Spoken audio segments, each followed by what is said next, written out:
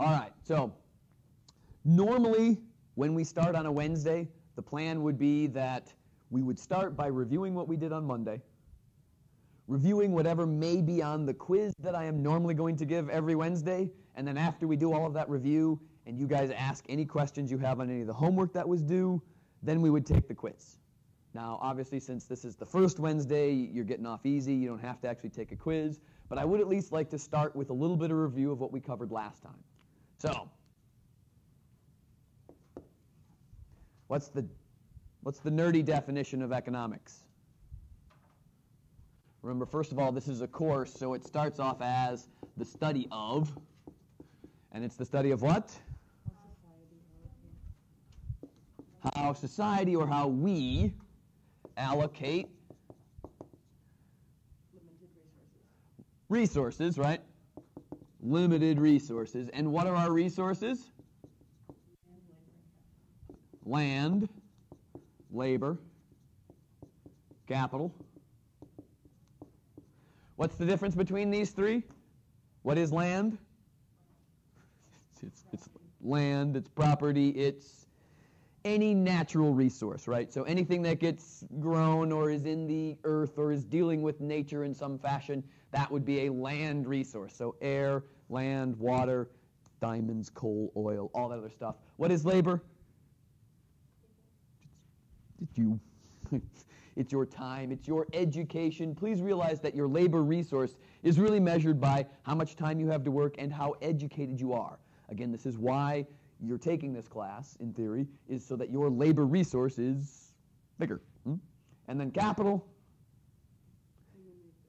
yeah, everything else, essentially, as long as it is a tool that you can use to produce something else, right? Because what we're doing in allocating these limited resources is producing goods and services.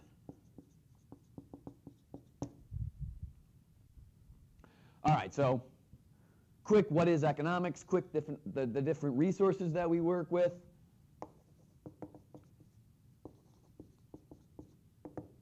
What's the difference between microeconomics and macroeconomics? Subsets, right? Subset of the economy. And what is macro? Yeah, the whole of the economy.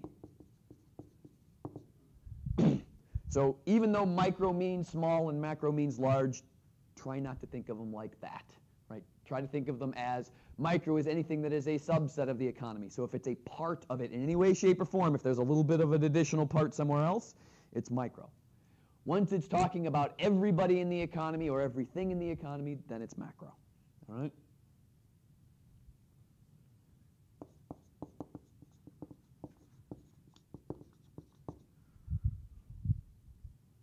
First of all, what language is this? Good. And what does it mean? Yeah. All other things remain the same. Right, there's a lot of different ways to say that. And what do we use it for? What do economists use it for? For theories and modeling. Right? Remember that what is a model? It's a stick figure, right? Because that's what models look like. And so when you are modeling things, when you are trying to come up with economic theories, you are making some assumptions that a whole bunch of things are not going to change, and we're only going to worry about two little things, right? So we use this when modeling the economy. So whenever you make some kind of an assumption about whenever you want to make a theory about the economy, you end your theory with ceteris paribus, right? So you say, if the president would just raise taxes, the recession would end. Ceteris paribus, right? And so your theory is that raising taxes would end the recession, and that would work if nothing else changed. Now, your theory can be complete bull, okay? But the idea is that in order to then explain it, you have to say nothing else is going to change, all right? That's as far as we got Monday, right? Okay, cool. Any questions about that stuff? Again, a lot of this is just kind of setting the table, setting up terms, getting definitions laid down. We'll get into the meat and potatoes of this class when we get to chapter 3. That's the fun stuff. So bear with me a little bit as we go through all of this. All right.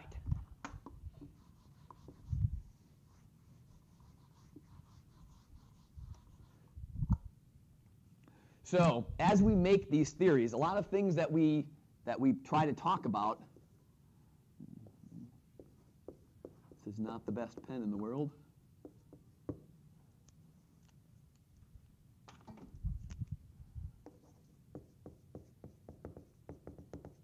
Is the difference between these two things, causation versus association.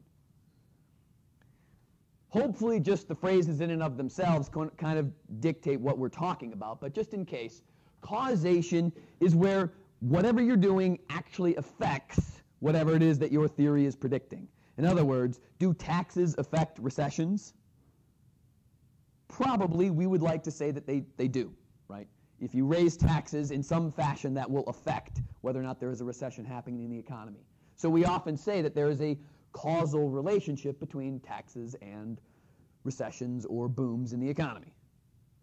Now, association is sort of the opposite side of that, right? So you could say that taxes and recessions have nothing in common whatsoever, that they just seem to happen, and when they change in the same direction, it's just randomness. It just happened to occur at the same time, right? That's the difference between causation versus association, right? Causation, that's supposed to be a brace, but this means makes a change occur. It's causing it to occur. Association means change occurred but was just at the same time. It didn't make it happen, it just happened to happen at the same time, right? So there's not really, sometimes economic examples of this don't work well until we've gotten later into the class. So often I'll switch to a little bit more of a school-oriented one, right? So one of the things that Black Hawk Technical College did 7 or 8 years ago was they created a computer learning lab to help students deal with working on computers and whatnot.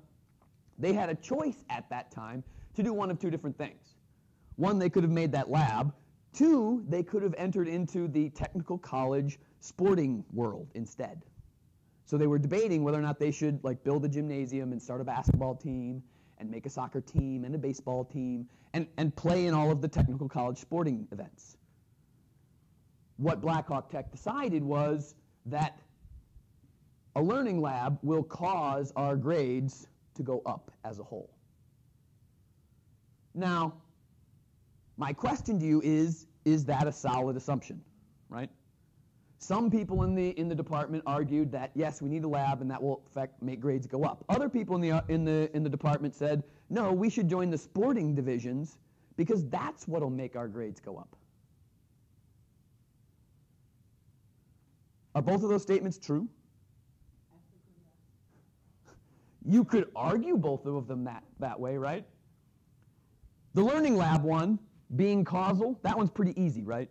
If you create an additional lab, students have a place to go get help, it's going to cause grades to go up, right? I mean, most of us would agree that that's probably a causal relationship.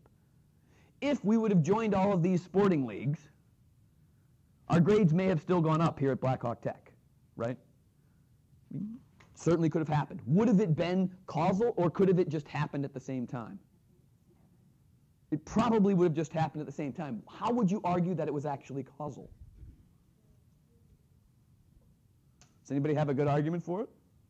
So you got 3 point or higher to get onto? Very good, right? You could say that most at-risk students are active in sports. And if, in order to play in the sporting divisions that we create, they have to have a certain GPA, whether it's 2.5 or 3.0 or whatever, that would force them to care more about their education, and that would force grades to go up overall. a nice argument, right, for saying that it's causal instead of associative. Which one is it? That's the joy of a social science class. It can be both. As long as you argue it eloquently, you're correct either way. All right? So just know what it means to be causal versus associational. All right? Again, it is a little bit subjective, so your argument, as long as it's valid, would make your assumption correct in the end. All right, so when we make a theory, we often categorize our theories into one of two types of categories. So theories fit into categories. It's one of two, at least at this point in time, because I don't want to go into some of the other ones because it's too deep, but give yourself room because I'm going to define what these mean. That's why I gave myself room. So the two different types of economic theories that you can generate are either positive theories or normative theories. All right? Positive economic theories, factual, testable statements. So an example would be if unemployment in the U.S. is, what is it right now? Like 7.2% or something? 7.2%, then teenage unemployment is 20%.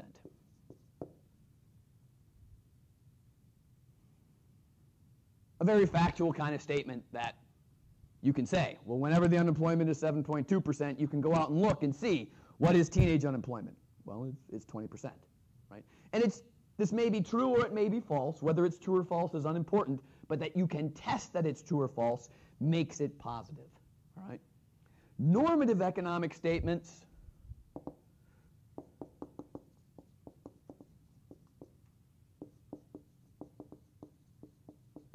are emotional statements.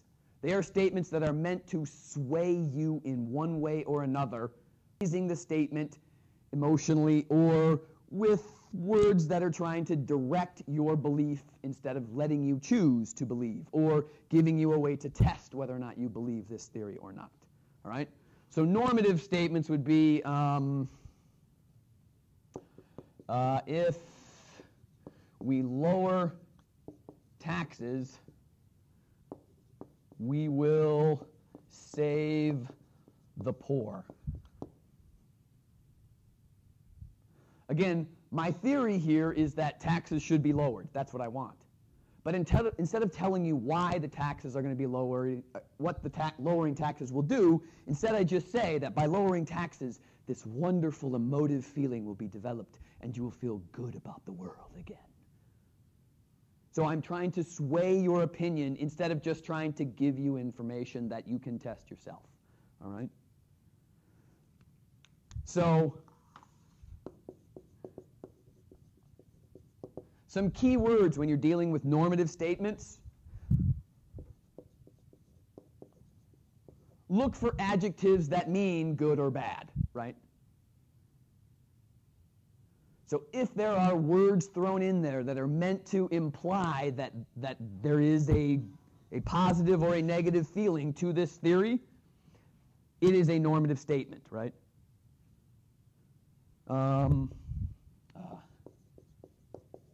Should is also another key word that leads to a normative statement, right? We should lower taxes so that the poor will have more take-home pay, right? Again, I'm trying to tell you what I want you to believe, all right? And if you know anything about the way advertising works, we, unfortunately, as a people, are sort of gullible.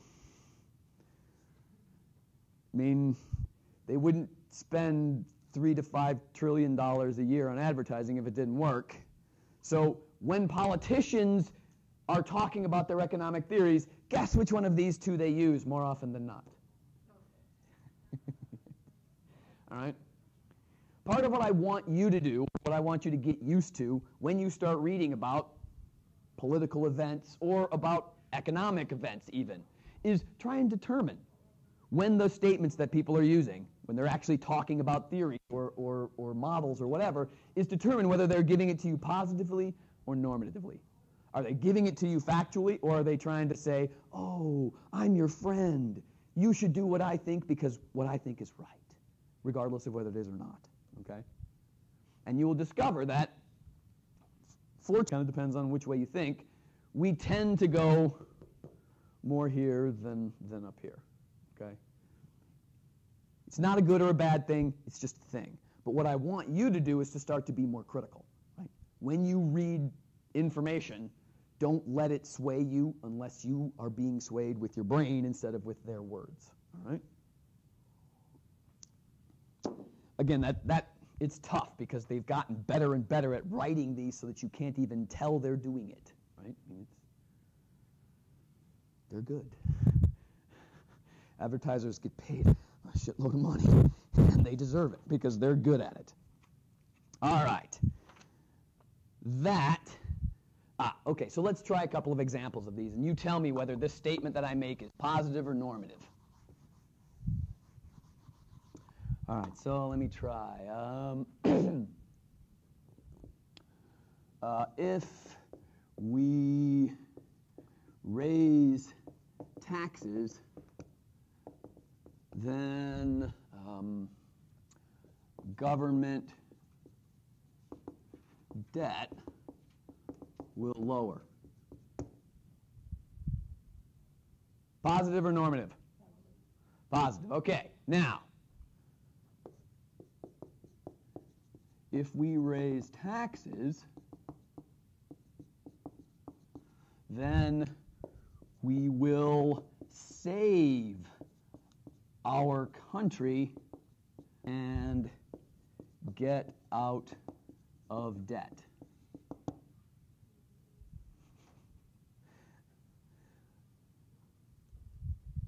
Is the theory any different? No. But no. Right? Because save our country. Folks, that is I mean, don't you want to save the country? Of course you do, right? This is trying to sway you by saying that this will save our country, right? It could have gone the other way around too, right? I could say something along the lines of, if we lower taxes, the government will get deeper into debt and fail.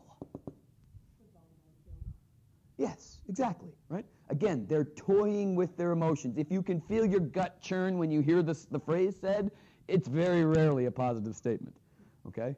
Positive statements are usually if-then statements without any happiness in them or sadness in them.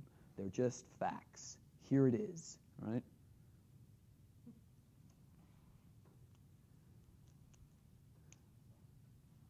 All right, so again, be critical. Look for these sorts of things. Those will be the sort of things that tell you it's going to be positive or be normative instead of positive. All right, and that really takes us to the end of Chapter 1. All right? There is an appendix to Chapter 1, which is all about modeling or graphing. So I would like to talk about it a little bit because we will be utilizing this stuff frequently throughout the rest of this half of the semester. So I will assign any homework from inside of it, just so you know. Good or bad, I don't know. All right, so the appendix.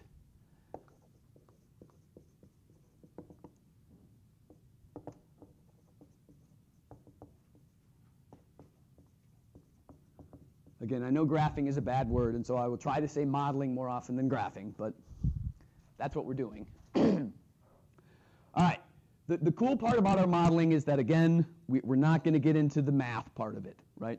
All I really want you to be able to do is to visually understand what the graph says. That's it, okay? So writing down equations, no. There will be no equations, all right? Not in this part of it.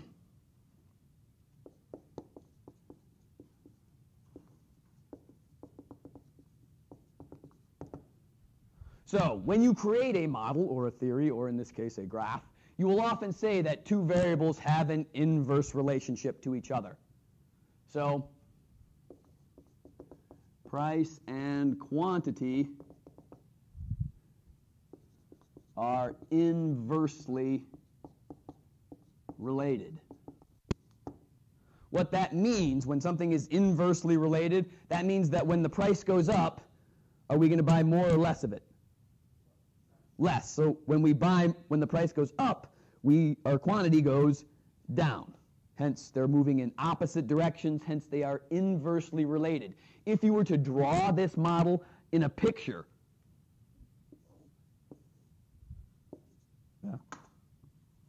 this is price and quantity. The way the picture looks, right? Again, think of this as a model. It's not a graph. It's just a model.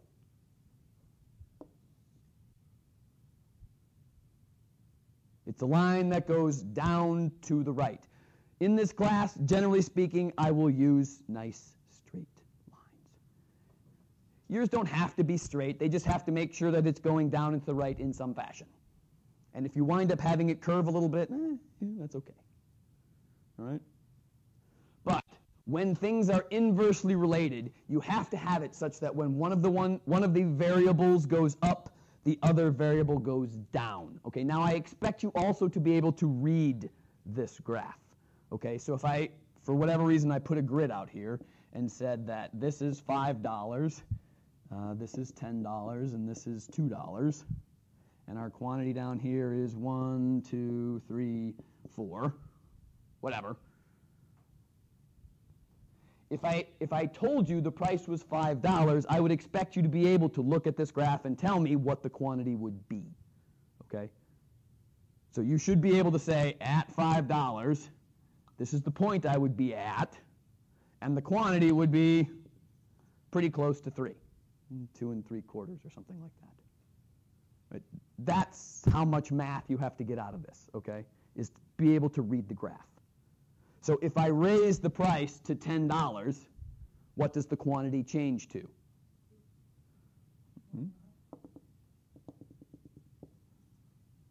1.5. So when the price went up, what did the quantity do? It went down. That's an inverse relationship, okay? Putting numbers on this graph, I will almost never do it during class because I don't care, okay? The numbers are actually not important. What I'm going to show is why the direction the graph is going makes all the difference, and that's all I care about, okay? Again, I don't want you to get hung up on the fact that it looks like we're doing algebra, because we're not going to do any, okay? All right, so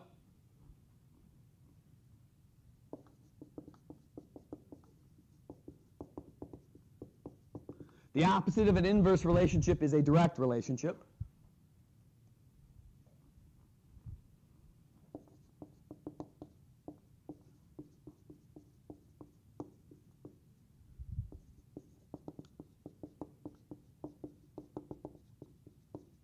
So I may tell you that price and revenue have a direct relationship.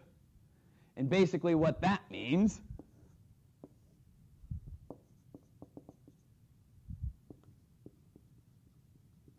is that when I raise the price, I will earn more revenue. All I want to make sure that you will do when things have a direct relationship is tell me that their graph or their line or their model is an upward sloping line, because when the price goes up, again, suppose here's $5 and $10, the quantity, or in this case the revenue, will go up with it, right? So if the revenue was $1,000 at $5, when we raised it to $10, our revenue will go up to $2,000.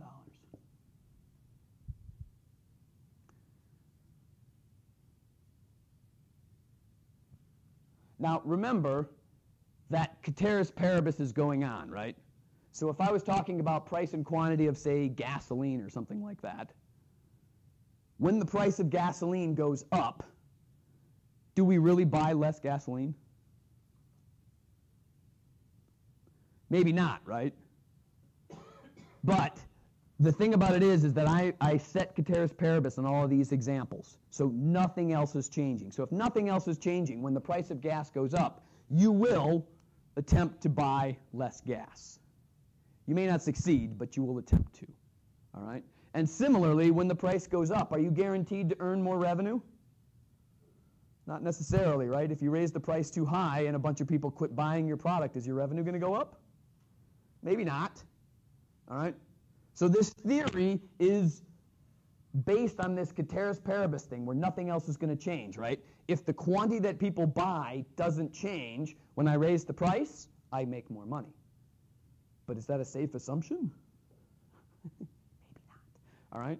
So again, all I'm doing in these examples is showing you what graphically it looks like to be direct or inverse, okay? So when I say inverse relationship, in the back of your head you should be thinking, oh yeah, picture going down and to the right. When I say direct relationship, you should be saying, oh yeah, picture going up and to the right. That's enough, okay? All right, now, the last part of the appendix says, great, we have this ceteris paribus thing going on, right? And when we change the price, we move to different points on the graph, on the line. The other thing that we might want to do is allow another variable to change. So right now, the only things that can change in our examples are either price and quantity or price and revenue. If I let something else change, like imagine, if you will, that this is the price and quantity of, let's go with apples. All right? So when the price of apples goes up, we buy less of them. On the other hand, let's suppose that at the same time that the price of apples are going up, a new report comes out that says if you eat 1 apple a day, you will live 100 years longer. And it's been proven scientifically, and you believe that. I mean, again, suspend reality for a little bit, but let's assume that you believe that, right? So, normally we would say, when the price goes from $5 to $10 an apple, we would be like, screw this, we're not buying any of them. But if at the same time something changed that said apples are going to make you live 2 to 3 times as long, when that price goes up, what are you going to do? You're actually going to buy more, right? The idea is that when you allow something other than these 2 things to change, instead of moving on the curve, the entire curve moves itself. So if you see a report that says apples are going to make you live 100 years longer, your demand, or the amount of apples you buy at each price, is going to be higher. And what happens to the graph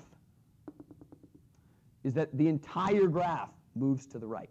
So if the price of apples were $2 before you heard this report and you were buying 4 of them, after you read the report, now you're going to buy 6 or 10, right?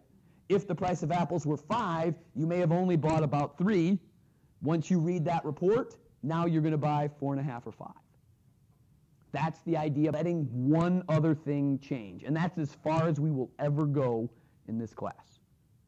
3 variables. That's it. Okay? So the 2 variables right here set your line, and you can move on that line as either one of these things change. And then if we let one other thing change, your line may shift to the right, or it may shift to the left. What might make us buy less apples at every price? Right. If the report, instead of saying makes you live 100 years longer, says you're going to die twice as fast if you eat apples. Right? Well, I mean, it could turn out that our apples are being sprayed with a certain pesticide right now that they're going to discover in 5 years is killing us. What are we going to do once we read that report? No, we're just probably not going to buy any more apples, right? So this whole curve will shift to the right, saying at every price, at $2, and this is maybe $2 a bushel or something like that. Instead of buying 4 apples, we'll buy 1 or 2, right? Because there's still vitamin C in the apples, right? Well, and you don't want to live true. I mean, come on, let's face it. If you're gonna lose your brain at 60, but you're gonna live to 200, I mean, it's the zombie apocalypse. That's what it's gonna be. Right? World War Z. All right, so that is all there is to Appendix 1. And again, we will come back to this quite heavily in Chapter 3. Okay, we will do this a lot in Chapter 3. So mostly what I'm trying to do is to get you used to drawing lines and to make it so that you're not afraid of it and to realize that you know what's going on, so don't be afraid and roll with my punches as I throw them at you, okay? They will come next week. It'll be fun. You'll see. All right.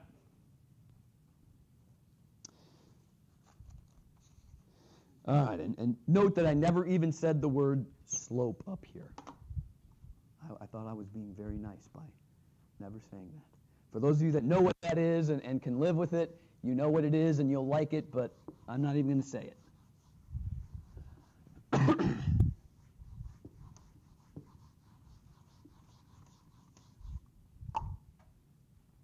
All right, so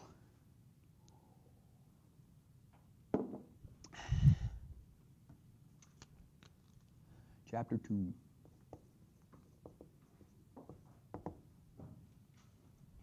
So Chapter 2 is still really a preparatory chapter, but it gets into a little bit more detail than the first chapter. The first chapter, like I said, was really just definitions. Here's a whole bunch of definitions that essentially you want to memorize, okay? Hopefully there was a little bit of content in there, but eh. All right, so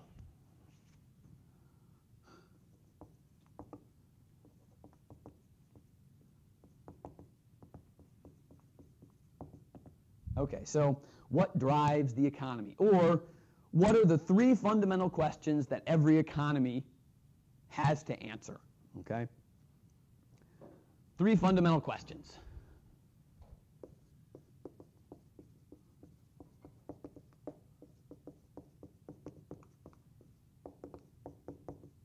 Think of these as the questions that you must answer when you decide to create your own business.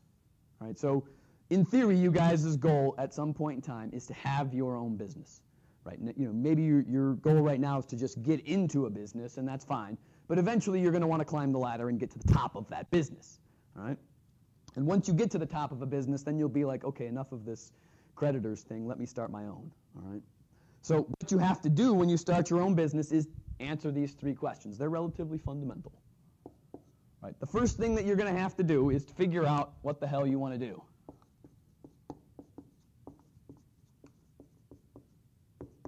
So you have to figure out, what am I going to produce?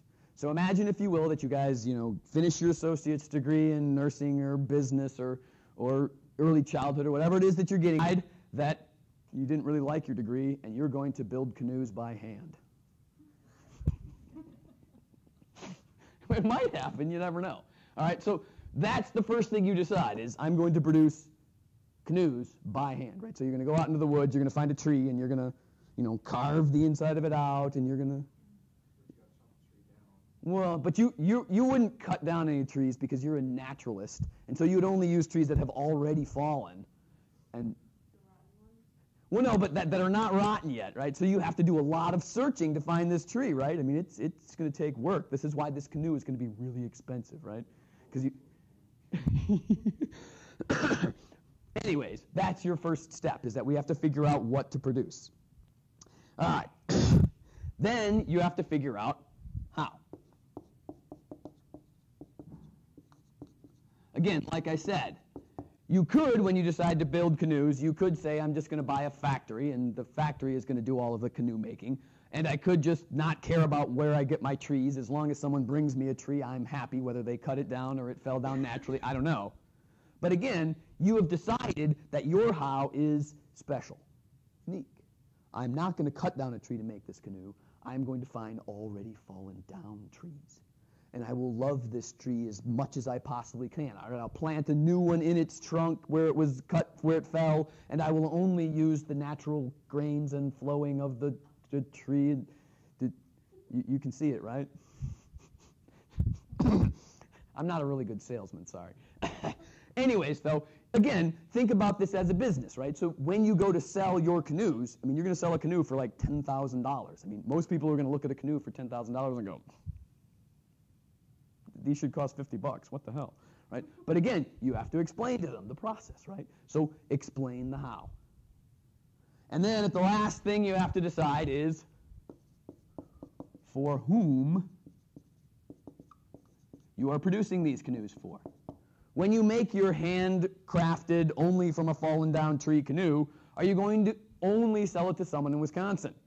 Because you don't want the wood that you carefully nurtured from the Wisconsin forest to leave the Wisconsin area, and so you are only going to sell it to people in Wisconsin.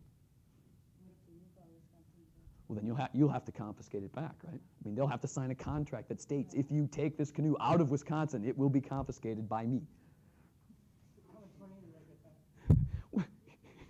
Yeah, or they have to bring it back in a certain amount of time or whatever, because you're going to install a tracking device in every one of your canoes because you're going to know, right? Because you care deeply about every canoe you produce, right? Isn't that called obsession? Shh, it's business. Regardless, though, I mean, you get the idea, right? That you're going to make this canoe a true life experience, right? So you're going to decide, am I going to produce it for just Wisconsinites, or are you going to sell it to anybody in the U.S., right? I mean, maybe once the tree falls, and if it fell, maybe you don't mind that you got the tree from Illinois because you had to cross the border a couple times to actually find one, right? And then maybe you don't care so much about states, and so you'll sell it to anybody, and that's okay, right? But once you start selling in different states, what do you have to worry about? Taxes. You have to worry about codes for the different states. That makes your business a little bit more expensive, which means now this canoe is really a $30,000 canoe instead of... Exactly, right? And because, of course, you could also sell this to anybody in the world as well. You could go international. But again, there's even more rules tacked on to selling it internationally. You know, I mean, if there might be some Canadians that come down and want to buy your canoe, right? But now you have to deal with customs. You have to deal with, again, more issues. Before you start doing your business, you have to decide, how am I going to go about it? Right? So these fundamental questions are what drive every business that starts in every economy that's out there. Okay? So these are the building blocks. This is basically how we get ourselves in there. All right, so now, when we choose these things, right? So again, remember, economics is really the study of choice.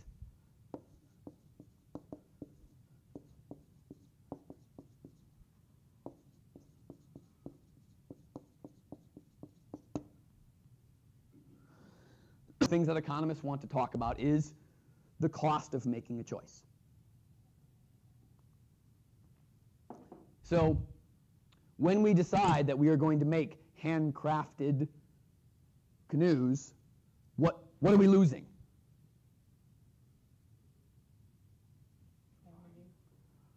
Quantity, time. Yes, exactly. It's going to take more time to make each canoe, and thus we're not going to be able to make as many of them, right? All right. So when we decide we're going to make it by hand, same sort of thing, right? In addition, what does you doing all of the manual labor do? Exactly. It's more physically demanding, right? Normally when you run a business, how do you run the business? Yeah, you got a factory, and the guy who runs the business runs it like this.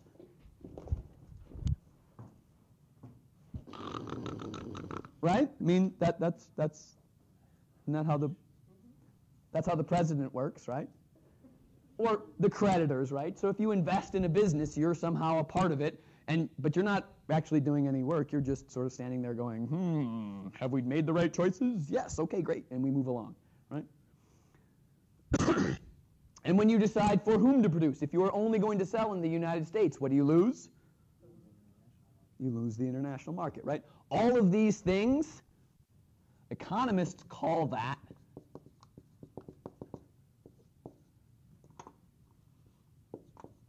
the opportunity cost of making a choice, all right? So opportunity cost is one of the classic building blocks of economics. Every choice you make, you could have made a different one. And this goes for literally everything, right? Again, you chose to come to class today. What did you not get to do because you came to class today? Sleep. Work. Is that all you guys would do is sleep or work? Have kids, so you may have hung out with your family. Again, the opportunity cost is what you would do if you didn't make the choice you made. All right? The definition is the cost, let me spell it correctly, the cost of the next best option for any choice we make. That's the definition of opportunity cost. It's the next best option for any choice that we make. All right? Now, this word here, cost, is deceptive. Because when you think cost, what do you guys think? You think money, right? When we made what we lost and all of these things, was there a numerical value associated to it with a dollar sign on it? No. Okay? So don't think of opportunity cost as a dollar amount, right? So the opportunity cost of you coming to class is not how much you paid for the class. Okay? That not even a little bit, right? The opportunity cost of coming to class is what you would have done if you didn't go to class, all right? Or what you would have done with the money that you didn't spend on the class, right? So if you could have spent that money and gotten, a nice new outfit, the opportunity cost of taking this class may be the fact that you didn't get to buy a nice new outfit, right? That's the sort of thing that you want to say the opportunity cost is what you gave up, all right? What you gave up when you choose. Normally, when we ask for opportunity cost, it is a singular term. So normally when you answer this, you should really answer it with the one thing you would have done, right? But obviously, there are multiple things that you could do.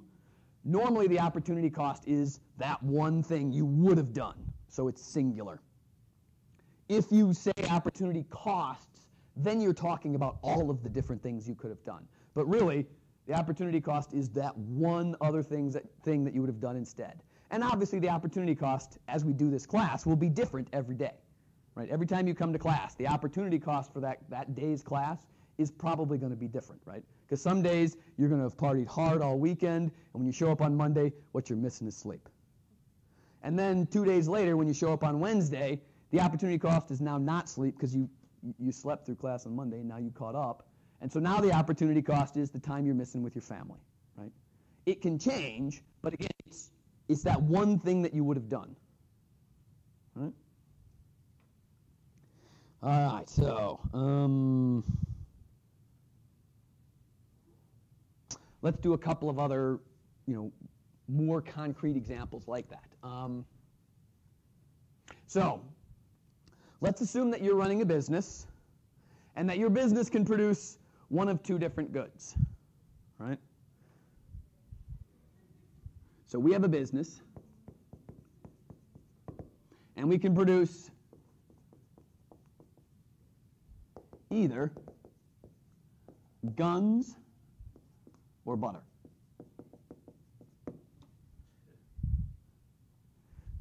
And that is actually really funny. And the reason why this is funny is that sort of the father of economics is considered to be Mr. Smith, Adam Smith. And Adam Smith's first example of economics was to talk about businesses that could produce either guns or butter back in the 1800s, early 1800s. And so whenever an economist uses an example that talks about guns and butter, you will see them. They will be snickering to themselves because they can't stop it, right? Because everybody who's an economist had to take a history of economics, and you always started with Adam Smith and dealing with guns and butter and opportunity cost. It's boring, and it's really annoying, but it's funny because it's the basis of which all economics sits on, all right? So from now on, whenever you hear somebody talking about guns and butter, you know it's really an inside joke for dorky economists. There are actually bands out there that are called Guns and Butter. And the reason why is they took economics Okay, so let's assume that this business, right, it has a certain amount of land, it has a certain amount of labor, and a certain amount of capital. What are land, labor, and capital again? Resources, thank you. All right, so you have a certain amount of resources in your business, right? So however much land your company owns, however many people you can hire, and however many capital goods you have to work with, right? So let's assume that if you took all of your people and all of your land and all of your capital and said, let's just make guns. That's all we're going to do.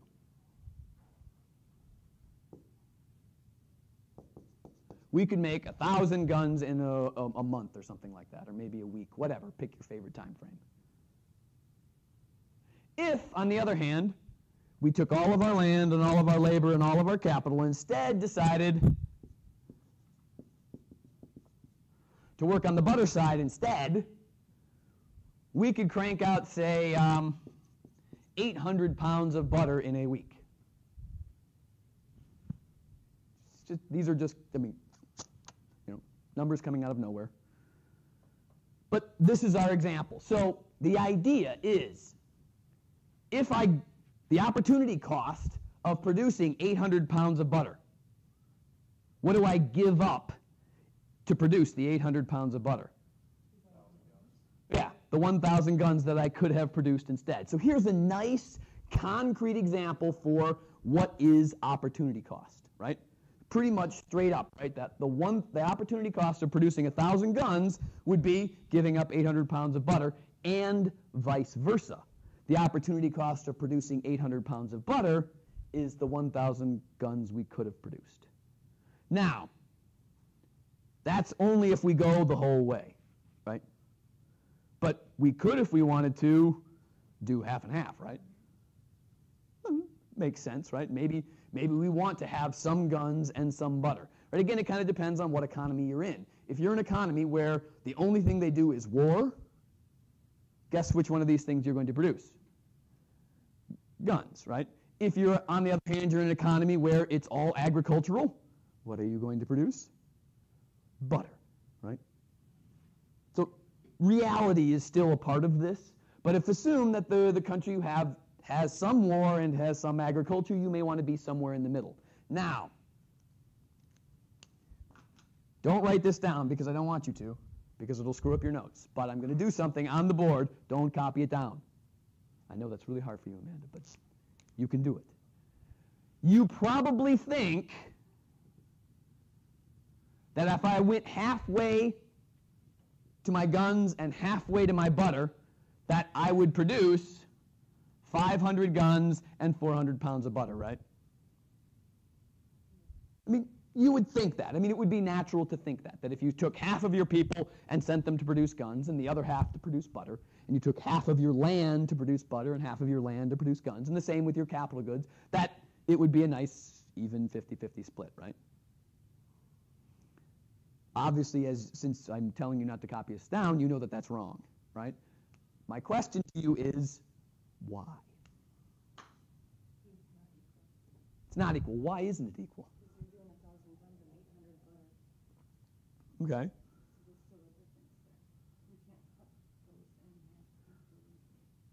Why not? I mean, I could cut my land in half and say this half of the land is producing guns, this half of the land is producing butter. True. They both take different materials to produce. That's definitely one of the things. So it might be that it's easier to get some of the materials to produce the butter, right?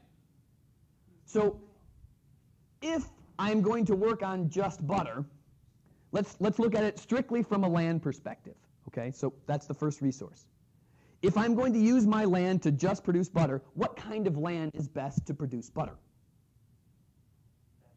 Pasture land, right, where the cows can go out and they can be happy, and they can be happy cows, right? And so when you go to milk them, they actually like that you're pulling on.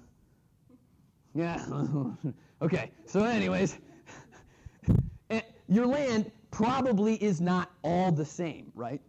So some of your land is going to be very good at producing butter, and some of your land is going to be rolling hills, or it's going to be rocky, and the cows aren't going to go there, right? So you're going to take that land and use it to produce your guns, right? You're going to build your factory on the spot where the land is not good for cows. And you're going to leave the land that's really good for cows to produce cows because you're not stupid, okay? But if you're producing cow butter on all of that land, are you utilizing the rocky parts at all? Probably not. So when you give up that land, you actually don't have a really high opportunity cost. So that's a good thing, right? So you would expect that you would probably be able to produce more than 400 pounds of butter if you cut things in half, because you would be smart about cutting them in half. Now that's just the land. Let's move on to the labor. Are all of you guys the same? No, right? Some of you probably like working with guns and machinery, right? At least one or two of you. Right? Yeah, I mean, I'm much better with machines than I am with cows. That much I can guarantee you. Others of you will be much better dealing with nature, going out and, herding the cows. I mean, do you herd cows? I have no idea. I'm not a farmer, so I don't know. But anyways, some of you will be better at producing butter than you will be at producing guns. So when you split your labor in half, you're going to take the people who like working with machines and then send them to the gun shop. You're going to take the people who like working with animals and send them to the butter shop, right? And you will be smart about it so that not only will you produce more guns, you will also produce more butter. And lastly, capital, right? If you're going to have a truck, are you going to transport your cows around with a big, huge dump truck or a big, huge truck that's made for carrying guns? No, but it's one of your capital goods. It's one of your capital resources. You're only going to use the gun-toting truck when you go to tote your guns, right? So again, the same concept.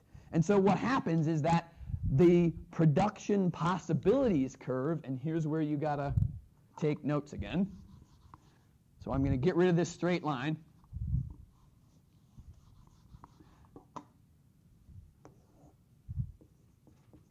The production possibility curve. It has a mnemonic, the PPC. Instead of being a straight line between these points, it bows out.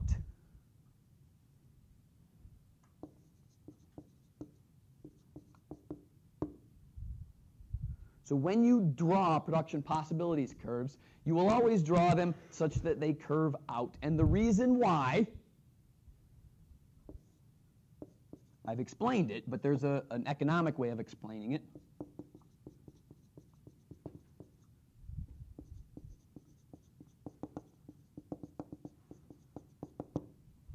It's called the law of increasing opportunity cost. The idea is the more you force everything to be doing the same thing, the more you're going to give up of the other thing that you could do.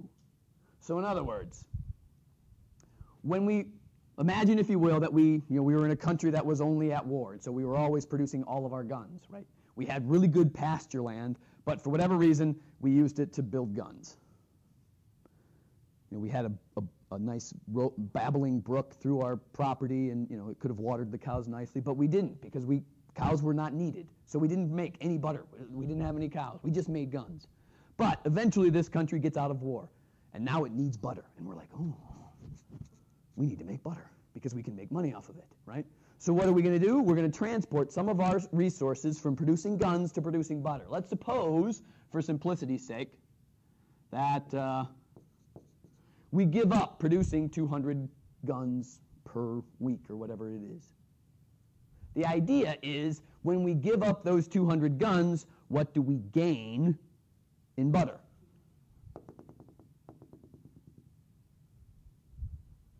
We gain a lot, right?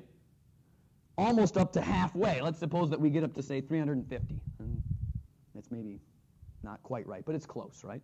So the idea here is that the opportunity cost of producing 350 pounds of butter, in order to produce this, what did we have to give up? we had to give up 200 of the guns, right? So here, the opportunity cost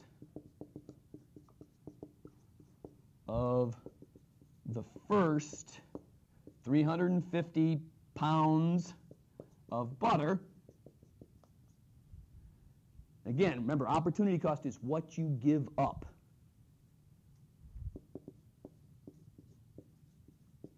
Is that our production in guns dropped from 1,000 guns per week to 800 guns per week. So, we're producing all of this butter, and our country is really needing butter, and nobody else knows how to produce it. So we're getting lots and lots of money from our butter production. What are we going to do? Give up more guns, right? Because we're in business. We're supposed to make money. That's almost always our goal. So what are we going to do? Let's give up 200 more guns. Seems like a reasonable step. How much butter do we gain this time? Let's say that's like 100. So we go up to 450 pounds of butter. Now here's where it gets a little bit tricky, right? Because the first 350 pounds of butter cost us 200 guns. The next 100 pounds of butter cost 200, right? So the opportunity cost stayed the same, right? Monetarily, it stayed the same. But what did we gain from the first 200? 350. How much did we gain from the next one? Only 100. So the opportunity cost of producing this butter is starting to get higher. Even though the number is staying the same, we're not getting as much each step we take. All right? So let me get rid of some of this.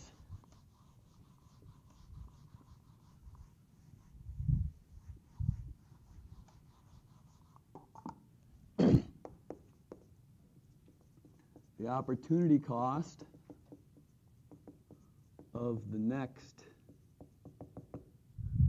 100 pounds of butter is still 200 guns. So it looks like the opportunity cost is the same, but remember that what we're gaining is more in the first time than we are in the second time. All right? So that's why the opportunity cost is increasing. All right, so we should probably do this again, right? Because this country is becoming a peace-loving, tree-hugging, moose-kissing country. Kind of like Canada, right? They don't go to war. They just hug trees and kiss moose and drink beer. Not a bad thing. We give up 200 more guns. What are we going to gain this time?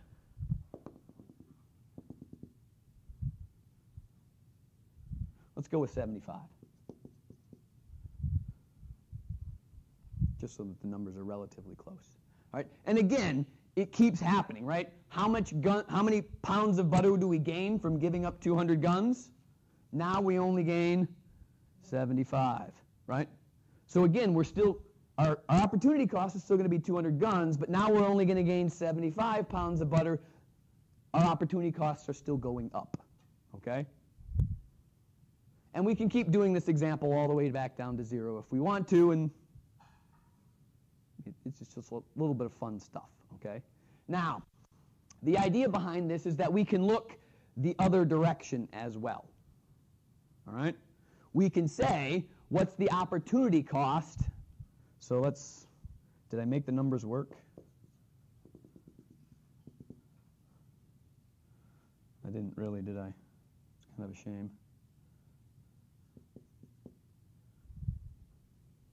I should really make this 600, then it works better. Regardless, though, we can look at it from the other direction and start saying, what do we give up to gain 200 guns? So if we switch all the way to producing butter, and then all of a sudden the country goes to war, what are we going to do? Go with the guns instead. And then we start increasing guns, and every increase in gun is going to cost us a certain amount of butter. And the opportunity cost can go either direction, okay? But the idea is that when the curve for your production possibilities curve is bent, that increasing opportunity cost is seen with the numbers. All right, so this is your PPC. And again, every point on this curve represents you using all of your resources, okay? So every point on a PPC is a spot where you use all resources. So there's no waste in this company. Is that reasonable to think that a company would not waste any of its resources? It would be nice if we could think that were true, but yeah, exactly. People are lazy. Sometimes they won't show up to work. Sometimes they won't work as hard as they should. Sometimes the cow breaks a hoof and then you have to fix it or heal it or whatever you do with a cow's hoof if it breaks. I don't know, maybe you shoot it and eat it. I don't know, whatever. Anyways, so on the curve, so let's suppose we wanted to produce 600 guns and 450 pounds of butter. We could, it's right here. That's again if we use all of our resources. If we don't use all of our resources, what point in this curve are we going to be at? Are we going to be on this line if we don't use all our resources? No. Are we going to be outside the curve? Why not?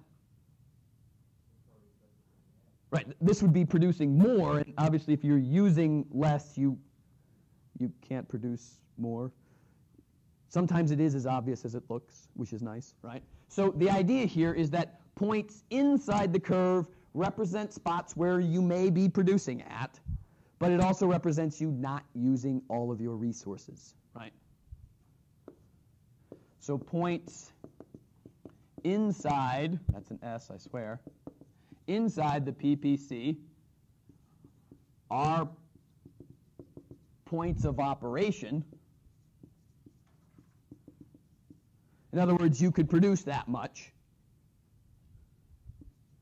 where resources are wasted. Whether it's there's a piece of your land that you're not utilizing because maybe it's too hard to work with it, right? I don't know. It could be a part of your resource group, and that's just what you have to deal with, right? So inside the curve, inside is, it's a more economic way of saying it is that it's inefficient. Wasteful is the same thing, but inefficient tends to be the word that economists will use more often than not. In other words, that's the word the book will use. So, what are points outside the curve then? Well, if we grow, we may reach there. So if we're not growing, can we reach those points? No. So points outside the curve are currently unattainable.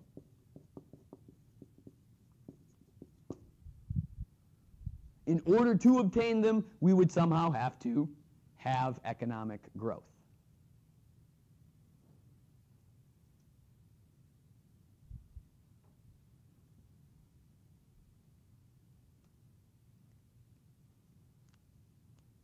So, imagine, if you will, that for some reason our company does grow, right? So, when we shifted from guns into butter and we got tons of profit, what did we do with our profit? Exactly. So we bought some more resources, whether it was land, we maybe bought some more land, or we bought some more people, we hired more people, or we got some more capital, which means we bought a couple more dump trucks or maybe a really nice canister to hold our butter or something, I don't know, whatever. Anyways, we got more resources. When your resources grow, what happens to your production possibilities curve? It shifts outward everywhere.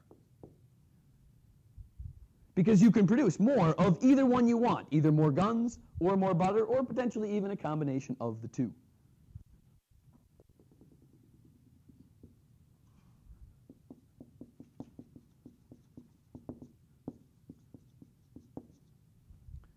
So if you experience Econ in your company, i.e. acquire more resources, your production possibilities curve will continue to shift outward, and you may start reaching some of your unattainable points, right? It's just a graphical way of talking about opportunity costs and how companies go about deciding how to divvy up their resources, all right? And again, the idea here is that this law of increasing opportunity cost, this is a phrase that you should know. I will try very hard in this class to underline with a separate color terms that I definitely want you to understand, okay? The law of increasing opportunity cost, basically what that says is that all of our resources are not the same, right? Every person does not work exactly the same as everyone else. So when you find that you have a choice to make, if you're smart, you can put the people who are good at one product in that particular area and the people that are good in the other one, and you will get more output from them, all right? It's obvious. I mean, you know that it's true. It's just that we sometimes get stuck in this mathematical world of everything is linear. Yeah. I mean, that's what hopefully that's what's happening. As you get your college degree, you're expanding your resources, so you will be more productive when you get back to your job, so hence the company will have a broader production possibilities curve. Is it necessarily true? I don't know, but that's the idea. It's a good theory. Or model, yes. All right. Now, this is for when you're dealing with a single company, okay? That can produce two things. And again, it doesn't necessarily have to be guns and butter. And most companies, if you think about it, do they only produce two things?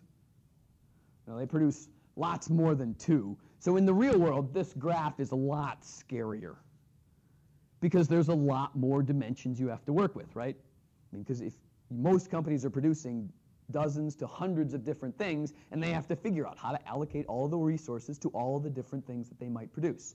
And really what they're trying to do is to balance this opportunity cost on each one of them. That's tough, right? I mean, this is hard enough when you're only producing two different things, right? Start throwing dozens to hundreds of them in there.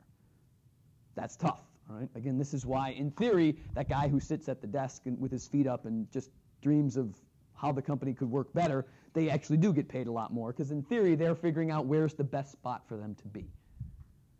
Sometimes I swear it's because they threw a dart, and wherever the dart wound up, that's how they decided, but, you know, you never know. So, this is more of a microeconomic view of these production possibilities curves.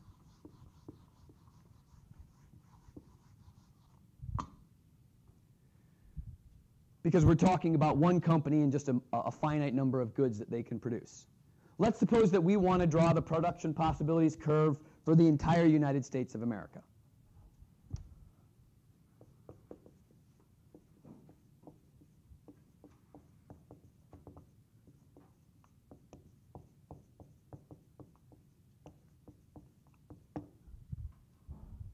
Well, the first thing we have to do is to figure out how to limit the number of products that we produce into two different categories. I mean, that's problematic to begin with, but the standard way that economists do it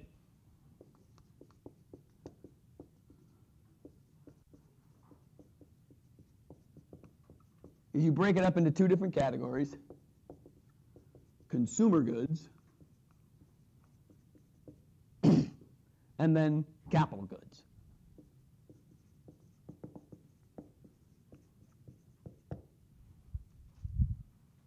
The idea is that if you're producing consumer goods, you're making Dr. Pepper. Once it's consumed, it's gone, right? I mean, maybe it comes back, but we don't want to know about that.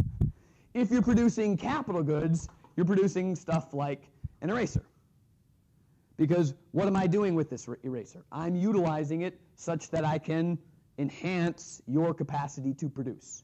It's a capital tool, if you will. All right? So, if we're going to draw a PPC, we'll have consumer goods on one side, we'll have capital goods on the other, and you know the way the curve is always going to look. It's always going to be this bowed out curve, okay? Bam. Here's our, USA. This is our PPC. And maybe this represents the production possibilities curve for a specific year, like, say, last year. So if all of us in this country were utilizing all of our land, all of our labor, and all of our capital, we could produce somewhere on this line. Were we on that line? Why not? Why not? How do you know? Not everything's being used for production. Like, name one thing that's not being used for production. People? How are people not working? Oh yeah, that's right. I mean, think about the GM factory that's just down the road. Is that being utilized?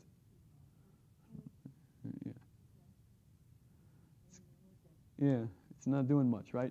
So the idea there is that we are not producing with all of our resources. So if I were to plot a point that represents where we're producing, where would I have to plot the point? Inside the curve. Now, here's where you guys have to use a little bit of your intuition. Where do you think the point should be? Should there be more capital goods in our production or more consumer goods in our production? Now, again, think about the United States. When we go out to buy stuff, what do we buy more often than not? Do we buy consumer goods or do we buy capital goods? We probably buy more consumer goods, right? I mean, it's actually a good thing. It means that we have a high standard of living because we get to enjoy our lives more, which is good. But what's the opportunity cost of producing more consumer goods? Less capital goods. What do capital goods allow us to do as a country? Produce more and grow. So if we're producing more consumer goods than we are capital goods, what happens to our economy? Yeah, it doesn't grow very much, right? Because we need to have more capital goods to grow more, right? If you think about the United States back in the 1950s, back when everybody was, tightly clenched and we went to work and did our jobs and we didn't have a whole lot of fun, what were we producing more of? Probably more capital goods. So if you think about it, what we're doing right now is we're kind of producing more consumer goods and less capital goods. So we're somewhere up here.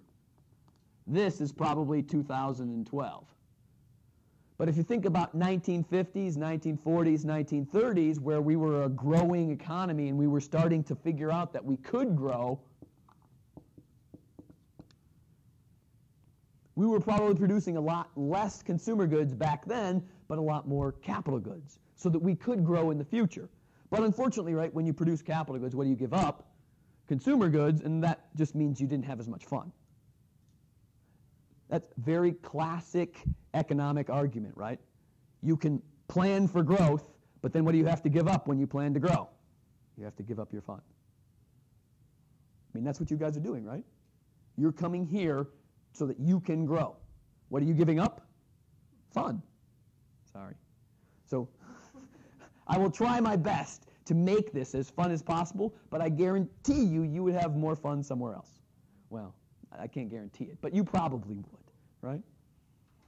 So the idea here is that more capital goods help us grow, more consumer goods make us happier. Give and take, right? So the opportunity cost of producing more consumer goods, i.e. having fun, is less growth in the future.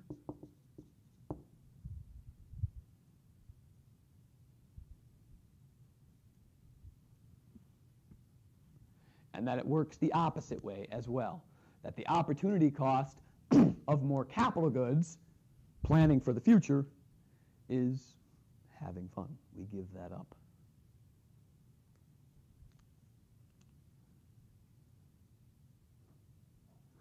So again, this is, whether or not this is applicable to a whole lot of real-world situations is not all that big of a deal. But the basis of all economics is on these opportunity costs, right? Because economics is the study of choices. And so what we're doing is determining what's the cost of every choice that we make. And obviously, that is vitally important, all right? So as you make choices in your life, please remember the opportunity cost, right?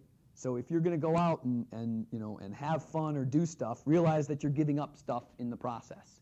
And that, in theory, that should make you going out and having fun that much more fun. Enjoy it while you're doing it, okay?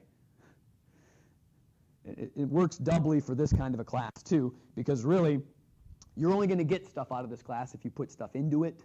And so if you don't, right, the gains that you're getting by giving stuff up are that much less, all right? Again, it's a little bit of me preaching, but that is the end of Chapter 2, and that's as far as I want to get today. Turn me off, Joe, would you? So, we need some homework for next